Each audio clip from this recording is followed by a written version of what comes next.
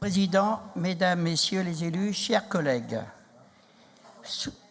soutenir les marchés, c'est une très bonne initiative, mais avec une politique plus qualitative que quantitative. La région souhaite soutenir les acteurs de l'économie de proximité, parmi lesquels le commerce non sédentaire. Dans ce cadre, la région va coordonner avec les acteurs de ce secteur un plan d'action, d'aide et de promotion en faveur du commerce non sédentaire qui débouchera sur une convention.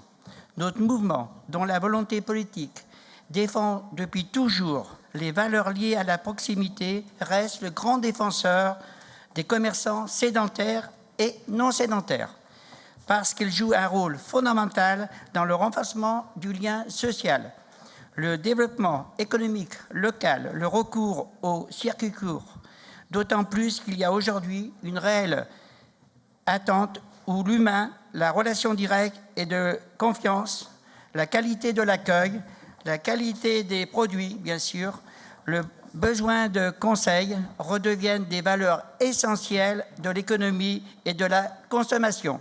Néanmoins, pour soutenir efficacement ce secteur, son rôle et ses valeurs, il ne suffit pas de financer tout azimut, les yeux fermés, mais il convient de le faire de façon réfléchie et avertie, avec une volonté politique qui prend en compte des critères qualitatifs plus que quantitatifs, qui veille à ce qu'il n'y ait pas de concurrence déloyale entre les commerces non sédentaires et sédentaires, qui soit vigilante sur les critères de traçabilité, qui définissent une charte sur la garantie, métier professionnaliste, la lutte contre la fraude et la corruption, souvent liée à l'obtention des places.